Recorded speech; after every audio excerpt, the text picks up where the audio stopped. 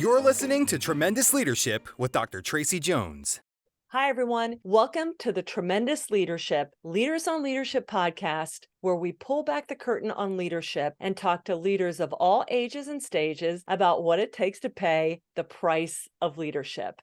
And today, I'm very excited to introduce you to Greg Leith. Let me tell you about Greg. Greg's life mission statement is to, in quotes, strengthen great leaders and exponentially accelerate the kingdom. He is the CEO of Convene Corporation, where thousands of Christian CEOs connect and around business excellence that is built on a biblical foundation. And before that, Greg was also a senior executive for 20 years with the Service Master Company, which is a multinational $9 billion firm engaged in healthcare and education management, as well as franchising. And he's also a nonprofit leader where he served as the vice president of Arrow Leadership and director of leadership development for the Christian Leadership Alliance. So, Greg, I am so excited to talk to you about the price of leadership. Thanks for having me, Tracy. It's an honor. And you know how much I also was a raving fan of your dad. So this is really a treat for me.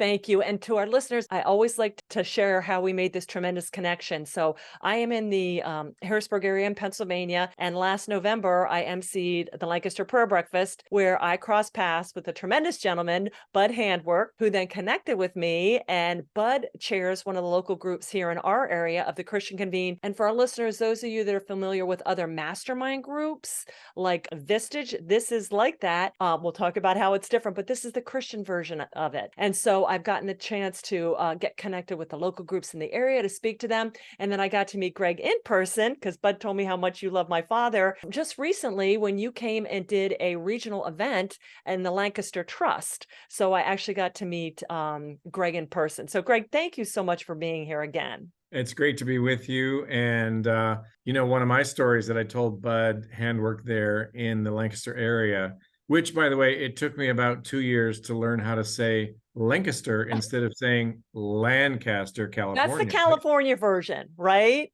But we anyway, know what coast you're from based on how you say Lancaster or Lancaster. Yeah, that's right. And it took me 2 years to get the audience in Lancaster to stop laughing when I said Lancaster. So yeah, but I remember walking into Lancaster Bible College one day into the library. I'm a raving fan of your dad. I've heard him speak many times. He's given me the signature Charlie Tremendous Jones hug. And I walk into the library there at Lancaster Bible College and I see this, I don't know, life-size portrait of your dad. It was very big. And I said to Bud, what the heck? And he said, oh my gosh, well, Tracy lives here. And I said, oh my gracious, I'd love to meet her. So this is great for me.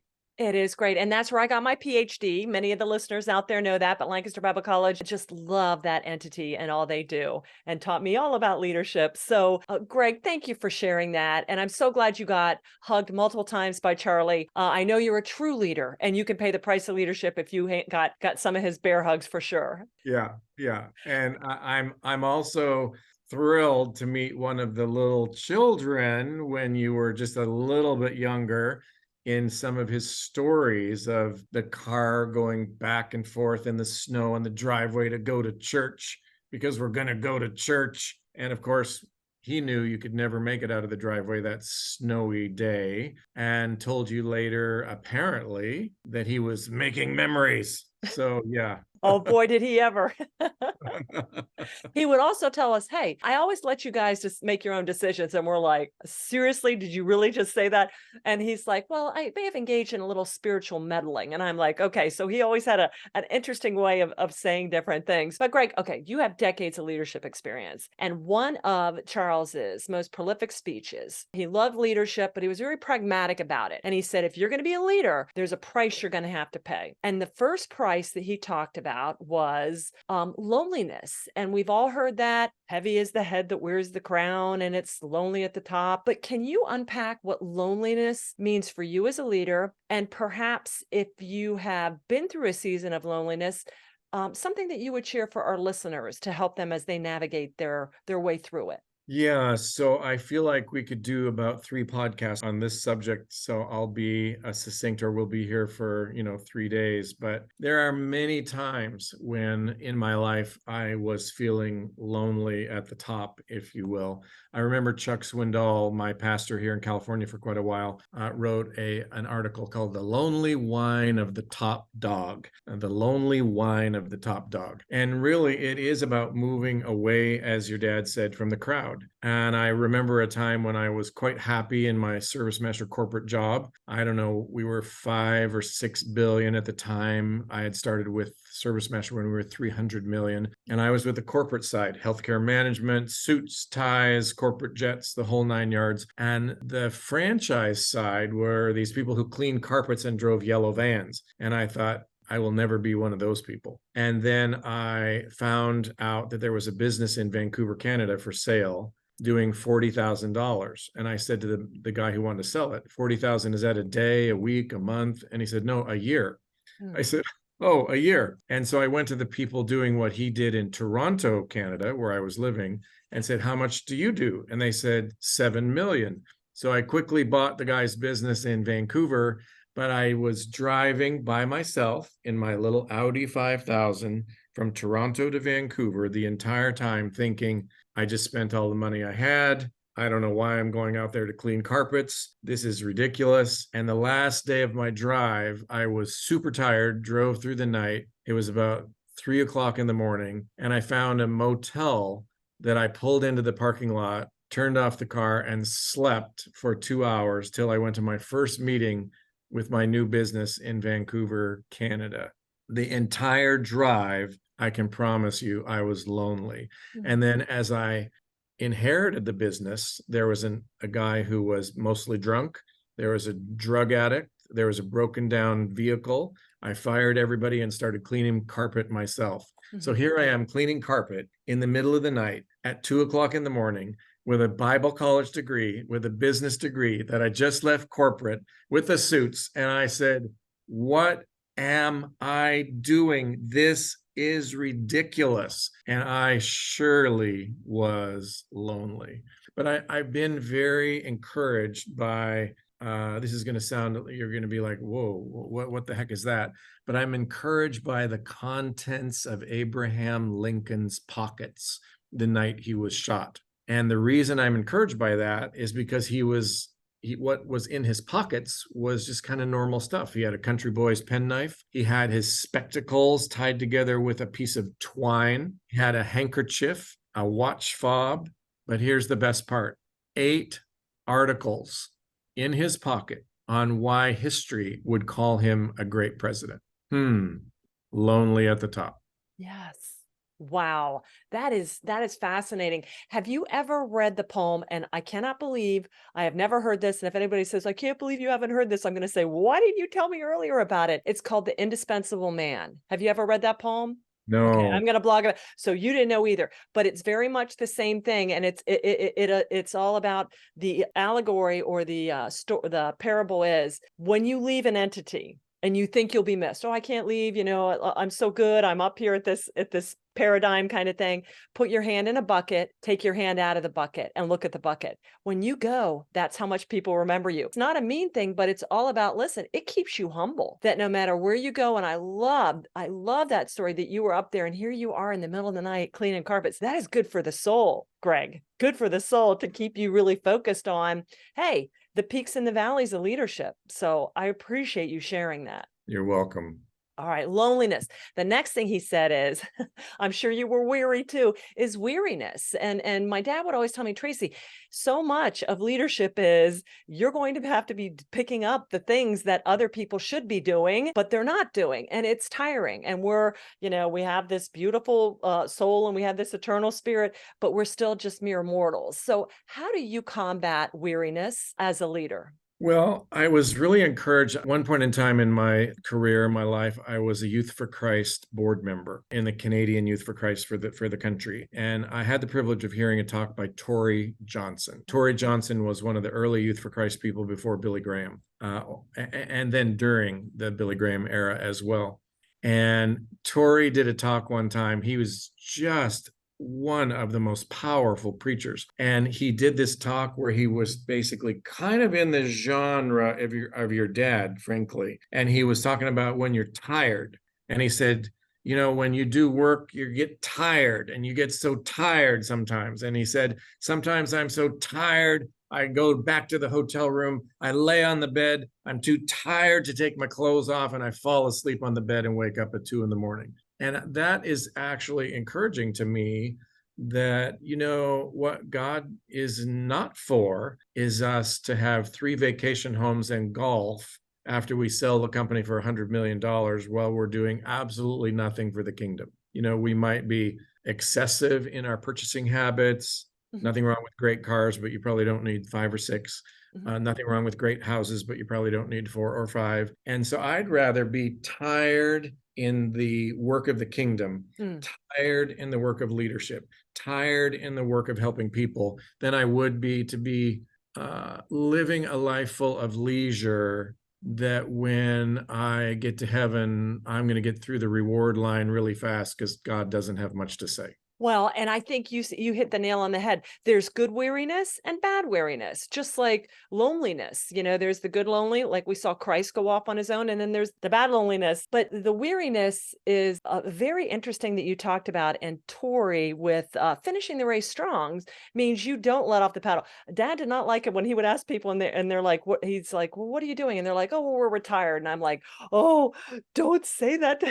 He's like, we don't ever retire in the kingdom. What if John would have retired on the Isle of Patmos? We finish strong and be weary. And I mean, there are times where I'm so tired, but there's a good weariness that that you are just you're just exhausted, but in such a good way. So Yeah, and Youth for Christ. I love the Youth for Christ. I was in that as a youngster. Yeah, I mean, frankly, there are people that are tired from doing nothing. Yes. And really, the redefinition of those people's quote tiredness is that they're actually bored with the lack of accomplishment in their life. Right. And there's some people that I don't want to get behind in the rewards line in heaven because they're going to be getting a lot of rewards from God. Right. And I think we often forget, that there is rewards in heaven. And everybody thinks it's weird, and everybody kind of pushes back against it and says, oh, really? I mean, God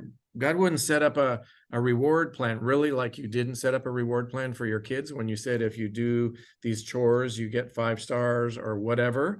God says we are going to be rewarded for the things we accomplish on earth.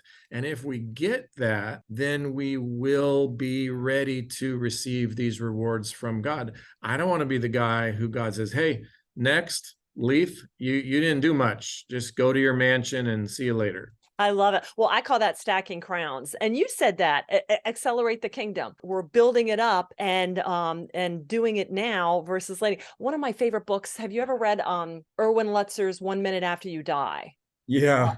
I mean, I read that probably at least every other month, but he talks about that and what we're doing here. It's the parable of the talents we're going to be doing in heaven. And I'm like, man, I don't want to be unemployed in heaven. You know what I'm saying? No. I want to be having discussions with you in heaven, Greg, about how incredible things are and loving our Lord. What we're doing here, we're honing our chops, we're just in a different form that we're going to be doing that. So I love that you brought that out. And that's why he says, don't grow faint, don't grow weary. And why we don't say, okay, I said the prayer, I'm done. I just kind of sit back and wait until the end. Oh, no. To sort of bounce off one of your dad's eternal life insurance policy pamphlets, you don't want to say, I got a fire insurance policy against hell and I have nothing to do till I get to heaven. That's ridiculous. It is ridiculous. I love it.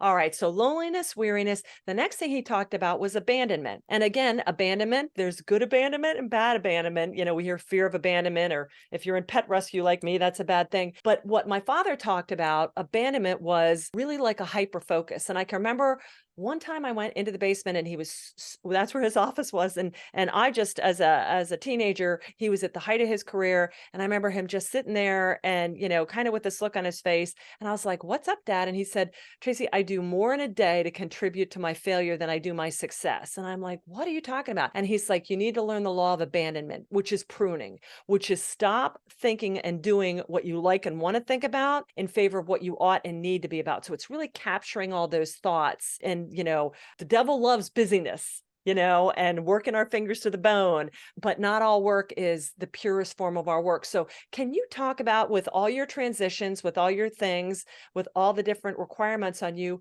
how do you deal with abandonment and stay really tightly focused on the best and highest use of God's calling for you? Yeah, I have a son named Carson. He's an Anglican priest up in Wenatchee, Washington. He wrote an article one time that I loved where he basically said, you're trying to get the first thing on your list done that is important, and you decide to go check. This isn't exactly how he said it, but this is the idea. You decide to go check the news and you read the news about the latest politics. And then you see an ad for a better dog food. And then you click on that. And then you're working on looking at this dog food and you see something for, dog little outfits, and you click on that. And then next thing you know, you see an article about the Caribbean vacation and you're talking about the Caribbean vacation. And you look at your watch and half an hour has gone by and you're now, looking at what new carpet colors are hot in the world. Mm-hmm. And so you went from here to here to here to here to here, but you never got the first thing done. Mm-hmm. I remember the other day, right here in my office, I have a big whiteboard kind of thing, and it's full of sticky notes, and it's all about our May 2024 conference, which the point being is about 10 months away. And I was thinking,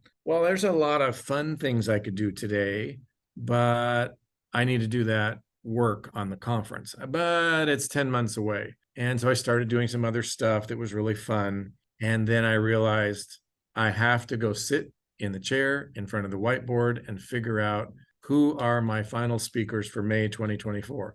But part of it took me to go and sit in that chair. And there's that insurance salesman that wasn't your dad that said, the difference between successful people and non-successful people is successful people have learned to do the things that unsuccessful people are not willing to do, right? So I had to go sit in my chair, look at the whiteboard, figure out what had to be done, and I could go home that last Friday and say to my wife, Shelley, all the speakers for the conference are done. And I felt great, kind of like Tori Johnson said, you feel great, right? I mean, look, here's the deal. God is a creator. God, Jesus, Holy Spirit worked to create earth. They gave Adam and Eve work in the garden. They said work is going to look different until Jesus comes again. And when we go to heaven, we're going to work in heaven. So work, work, work, work. It's not leisure, leisure, leisure, leisure, or there'd be no men and women created. There'd be no earth created, and there'd be no work in heaven, and it'd be, some people think we're going to sit in heaven with white robes, with white harps, white clouds. That's not the deal. We are going to work in heaven, and work now is a test, and work is a good thing. So let's get to work. I love it. I love it. And that abandonment, and the quote that you talked about was habits, Albert Ian Gray, the new common denominator of success. And our probably at least half of our listeners out there haven't. If you haven't gotten it, to our listeners, what Greg was talking about, it is habits, and getting you just sitting there and saying, turn it off. This is what I'm going to do. And it reminds me, Greg got to drive an Amish buggy when he was in Lancaster. Correct, Greg? Okay. Yes, ma'am. And then those of you that have been up in Amish country here in South Central Pennsylvania, the horses are on there. And I tell people, sometimes they have those blinders on so they're not distracted. And that's what you need to do with yourself. You need to saddle up, get your load behind you, put them little blinders on, and get to walking, kind of thing. So every time I think about those horses, I'm like, God, may I have the focus and the singularity of those Amish horses. All right. So loneliness, weariness, abandonment. And the last topic he said is vision. And I know growing up, sitting or listening to the great people, I thought, well, man, they have something going on. They have this visionary gene. And my dad's like, Tracy, vision is seeing what needs to be done and then doing it. Because if all you are is talking about the future, but not putting a plan of action, that's not vision, that's daydreaming.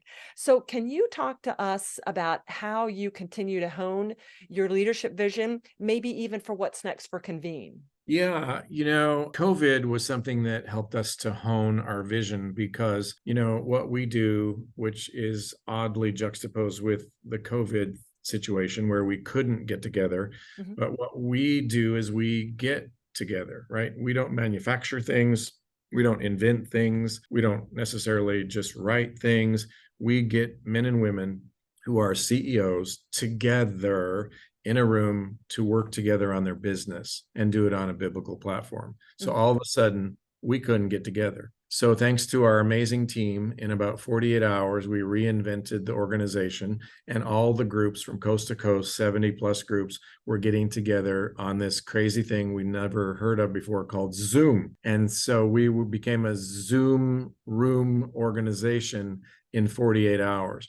And that was a vision from our field leaders and our headquarters leaders that we basically said, how can we reinvent the original vision? Because the original vision, as you indicated, was let's create a faith-based version of Vistage, Mhm. which is a takeoff from these mastermind groups of earlier days that said the power of many minds around a table is greater than the power of one. Mhm. And so that was a reinvention of our vision, and it was a very exciting time. And today, the virtual convene groups are emerging as a very significant piece of our business. So that's exciting. I love hearing that. So thank you for sharing that, Greg. So we covered loneliness, weariness, abandonment, and vision. Anything else, all things leadership that we have not hit on with the price of leadership context that you would like to just share with our listeners? Well, something that I learned in my service master days, 20 years, was that you need to value people, and you need to not see people as a unit of production, but a person to be loved and valued and appreciated, right? So, in those days, that seemed very faith-esque, Mhm. kind of like, oh, that's what you Jesus people do, is you love people and you kind of pat them on the back and you say, I love you. Well, the studies have now concluded that when you love people, they perform at a higher level and the organization is more profitable. Mm. That was a Harvard study called the service profit chain. And the service profit chain said exactly what I just said. When you value and appreciate and love people and take care of them, you will end up having them do a better job for you, and there will be more profit. So the service profit chain is a big deal, and we try to teach that throughout our Convene network. Oh, I love hearing that. So, I mean, that's so important. And, more and more leadership stuff like that I'm teaching, they say the L word, love.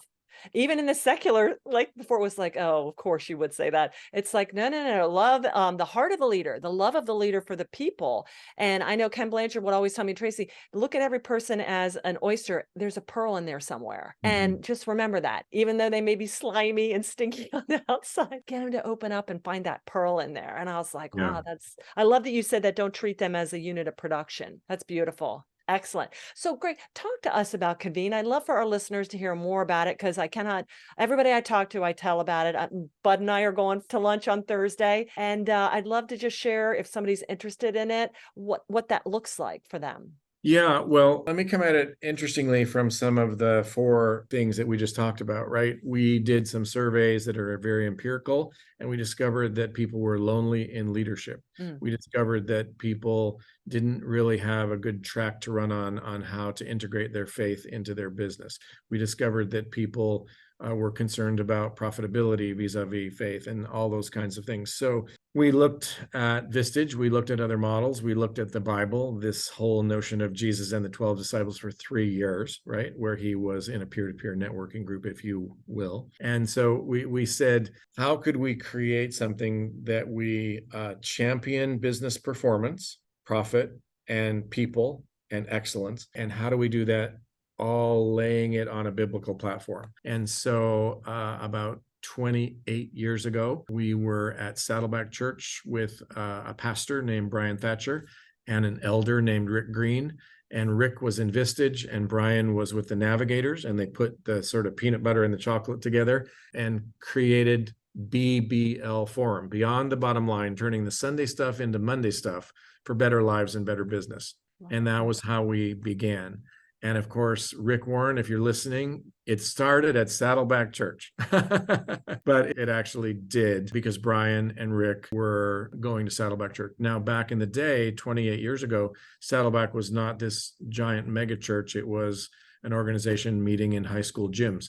And so we're very grateful for the fanning the flames of Convene that Rick Warren did, and the really great blessing that occurred by us being able to build on some of the relationships at Saddleback.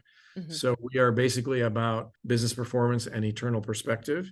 We're about people helping each other to run a great business. And I'll never forget, there were 4 objectives at Service Master when I was there. 1 was honor God in all we do, help people develop. 3, pursue excellence. 4, grow profitably. And we would often at times not be as close to being on budget as we wanted to be.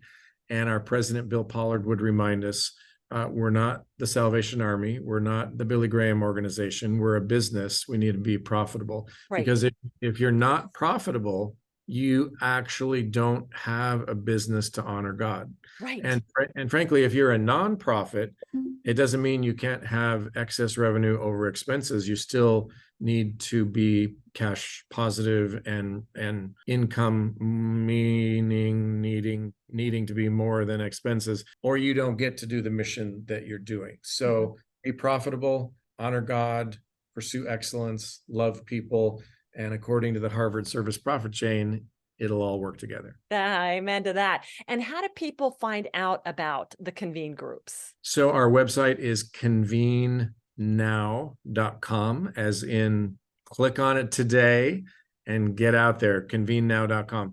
Don't keep leading alone. That's not how God designed you. He designed you to work in community. And when you bring an idea, a problem, a difficult situation to the group, it happens all the time that you come up with a better solution than doing kind of banging your head against the wall by yourself in a locked room. I love that. And I love you tied it back to the price of leadership, because that is leadership is a shared endeavor, and you have your followers, but leaders have to pour into one another, just like Jesus with the disciples. And so for the leaders listening out there, who pours into you? And I'm not talking about your spouse. You need to get with people, with peers, so they can pour into you. And I just have been just as, I was a Vistage member earlier. And when I first got back, I knew enough to know that I could be the smartest person, but we are never meant to do this alone. And there's so many benefits and advantages to it. So thank you, Greg, for stepping in and sharing about leadership and all the work you're doing with Convene, because I know so many people that are involved with it. I met so many business owners, and just to see the impact you have on them is really profound. Well, it's a pleasure that we get to do it and to kind of fan the flames of the vision of our founders, and really to honor the biblical values of community and really advancing the kingdom of God. It's not really very fun to say, I'm building a business for myself to make a lot of money so I can squirrel it away and die with millions of dollars in the bank. That is not a life worth living. Absolutely. Well, that's what happened in the parable of talents, right? That didn't end too well. He got cast out and called lazy and wicked. So I love you're bringing that perspective. Well, Greg, I just thank you so much to our listeners out there. We will have all Greg's contact information out there on LinkedIn and his website. Please do be sure and check out. And to our listeners, we wouldn't have a podcast without you. We thank you so much for tuning in. We thank you so much for paying the price of leadership. If you like what you've heard, please be sure and hit the subscribe button. And if you do us the honor of a review, we would be so thankful. And share this with some other leaders that need to hear some of the wisdom and some of the insights and experience that Greg has shared. And you keep on paying the price of leadership. Greg, again, thank you so much. I'm thrilled we connected. I look forward to many more tremendous connections in the future. Thanks, Tracy. You're welcome. And to our listeners out there, you have a tremendous rest of your day. Bye-bye. Thank you for listening to Tremendous Leadership with Dr. Tracy Jones. Find out more about Dr. Jones at www.tremendousleadership.com. If you've been ignited by something you heard in this episode, let us know by leaving a review for Tremendous Leadership wherever you listen to podcasts, or by sending us a message through www.tremendousleadership.com.